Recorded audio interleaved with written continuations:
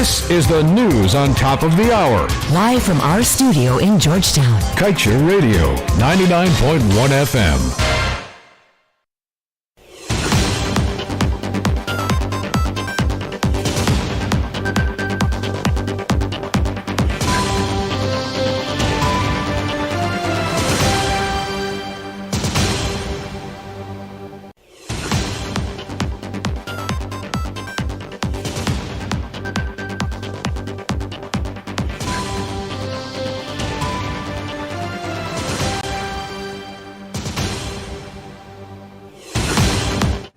Good day, welcome to your news at noon on Kaieteur Radio. I'm Kevin Smith, and in your headlines today, almost 7 years later, Guyana has no independent oil sector regulator, archaic laws still in place. ExxonMobil concerned about $13 billion investment in Stabroek Block if it loses the case to Glenlal. PSCC's reduction in freight cost with Geico's new $7.5 million dredge. U.S. Human Rights Report says Guyanese think government is corrupt at all levels, and businessman proposes water channels through Pomeroon farms to ease flooding and says method cuts transportation costs by 40%. And dredge owner confesses to killing Lethem woman over unfinished business, given sound thrashing by inmates at Lusignan prison. Stay tuned to stay informed.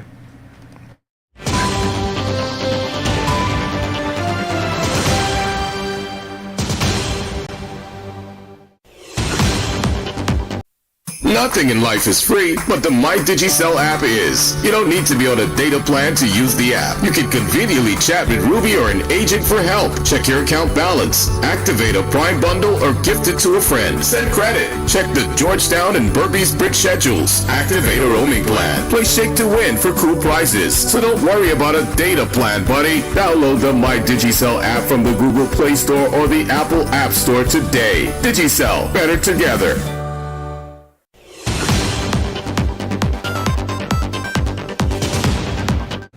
And now for the news in detail.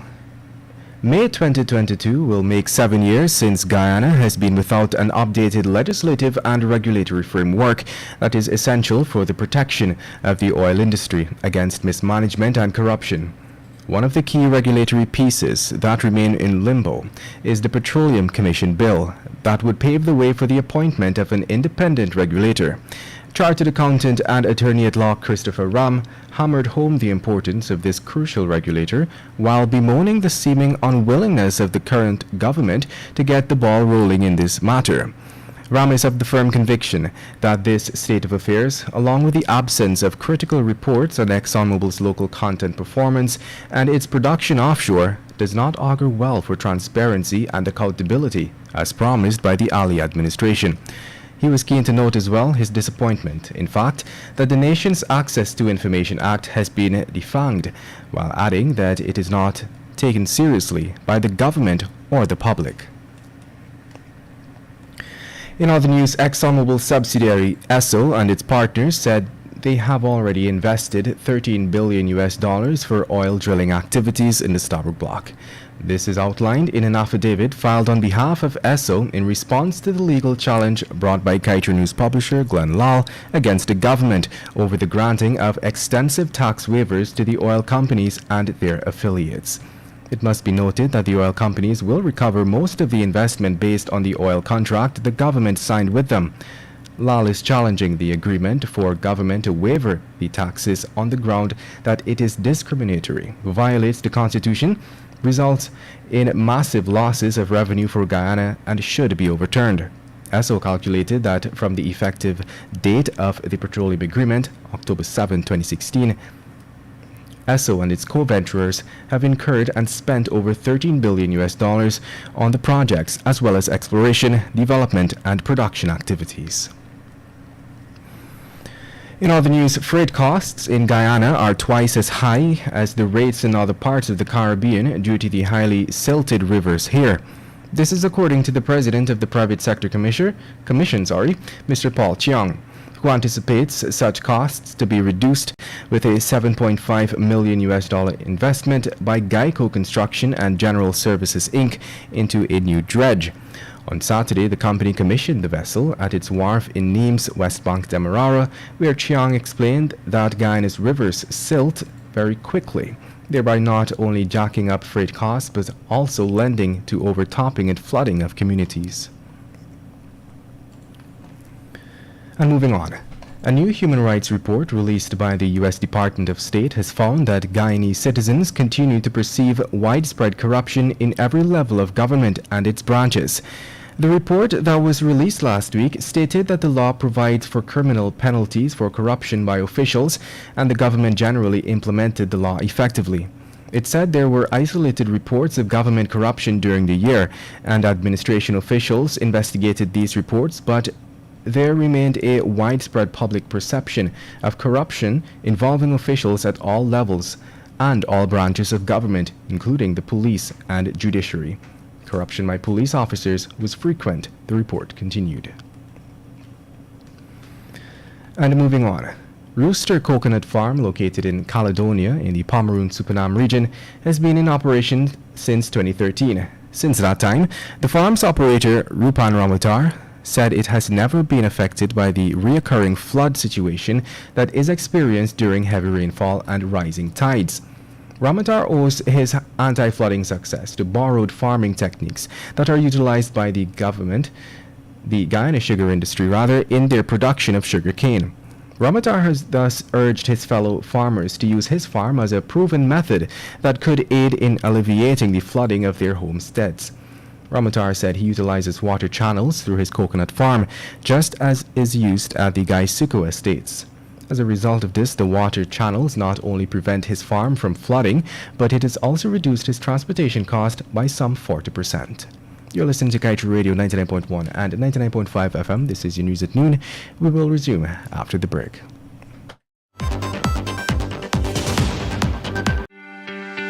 This is GHK Lal inviting you to join me weekdays from Monday to Friday on the National Outlook for commentary on a range of issues, immediately after the 12 noon and 7 p.m. newscasts on Kaieteur Radio at 99.1 FM and 99.5 FM. Looking forward to you sharing in the conversation.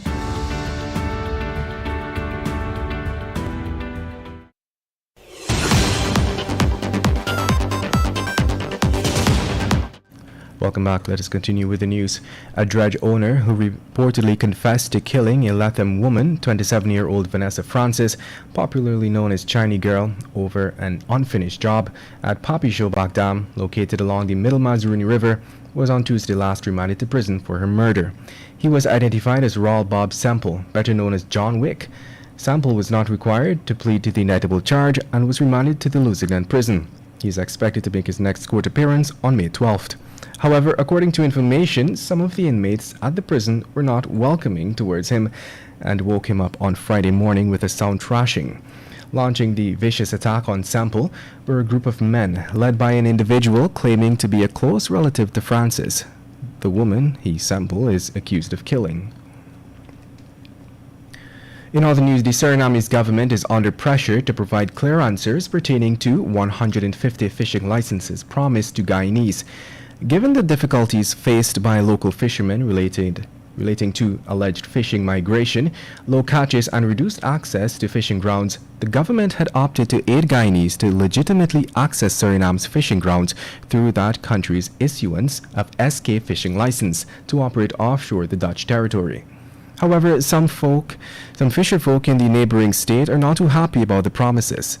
Information out of that country is that opposition members want clear answers as to what exactly was promised to Guyana. They were adamant that no information was offered on the Guyana arrangement. Failing to provide the licenses, which were set for January 1st last, the Surinamese opposition is upset that the country is looking bad since Guyanese continue to speak harshly about their failure to deliver on the promised licenses.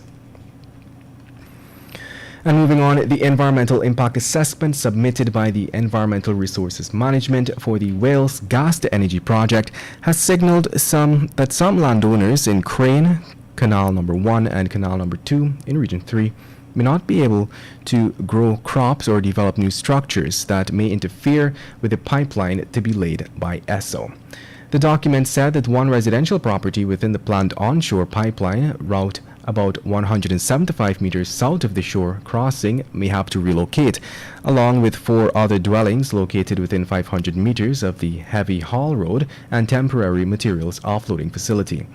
ESSO was keen to note that the government is responsible for project-related land acquisition, but the company will support the administration in developing and implementing a resettlement and livelihood restoration strategy aligned with international standards. And in other news, there has been a buzz around an East Bank Berbice farmer recently over his success in cultivating grapes of various varieties. 41-year-old Devin Gilead, a farmer, beekeeper and slasher of New Glasgow housing scheme, is creating a stir in the agriculture industry and will soon be harvesting juicy and sweet grapes right from his backyard. His success in planting the exotic and succulent fruit has allowed him to be granted a plot of land stretching 7.5 acres to expand his cultivation. Gilead said he had tried to cultivate grapes just over a year ago and it was a success. And to wrap things up, we now move on to the page 7 of today's Kaieteur News, dedicated to being blunt. Last week, we saw a massive turnout to the various concerts held to celebrate Easter. A great contradiction, because Easter, which commemorates the death, burial, and resurrection of Jesus Christ, is about sacrifice and sacredness. What we witnessed was thousands of Guyanese paying for tickets to stand and fete. We wouldn't find some of those same people standing up on the picket line demanding what is rightfully theirs. They dodged the call. Some citizens who may be ardent supporters of those political parties, who also evade the subject of renegotiation, are ignorant of what they are being robbed of, the wealth they are being denied of as citizens of this country and the rightful owners of Guyana's natural resources. This may be beyond their imagination, but we believe that if they are to become millionaires, they must ensure the wealth of this nation is managed properly. And that brings us to the end of today's News at Noon. I'm Kevin Smith. Thank you for listening.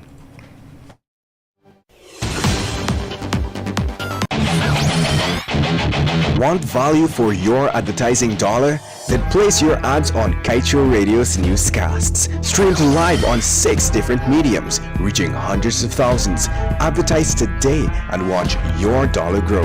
Call us on 225-8465 or 226-8210 today. Guyana, join me on